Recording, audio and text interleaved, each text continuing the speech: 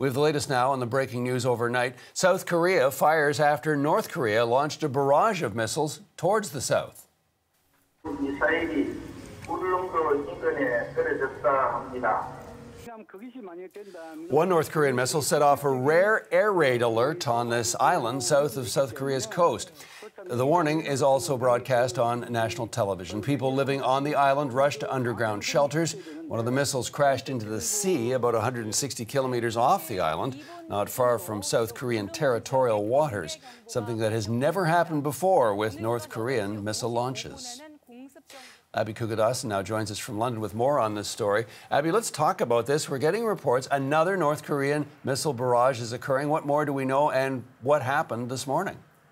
John, it started this morning with North Korea firing at least 10 missiles into the waters near South Korea. At least 3 were short-range ballistic missiles, and one of them landed about 167 kilometers away from that island you just showed, Uljong. It's home to about 9,000 people, and they heard air raid sirens and warnings on the morning TV programs to stay inside and seek shelter. What's significant here is that this missile landed south of the demarcation line for the first time. Pyongyang doesn't recognize that maritime border, which separates the north and the south, but the South Korean military called this rare and intolerable. Now, the United States and South Korea are conducting joint military exercises that began in August. We know Kim Jong-un has been angered by these large-scale drills in the past. Before it launched these missiles this morning, Pyongyang had demanded, John, that the exercises be stopped.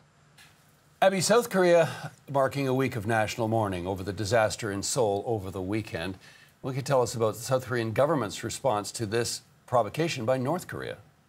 John, South Korean President Yoon Suk-yeol called a national security meeting this morning, and officials there were reportedly furious that these missiles were fired during their national mourning period. The president pledged a firm response in that meeting, and about 3 hours after the missiles landed near its territory, South Korea retaliating, fighter jets dropping 3 air-to-surface missiles into waters north of that maritime border. Seoul says its neighbor is provoking tensions while strengthening its nuclear program. Kim Jong-un has overseen 4 of his country's 6 nuclear weapons tests. Both American and South Korean intelligence believe the North has now prepared to launch its 7th nuclear test after a 5-year hiatus, John.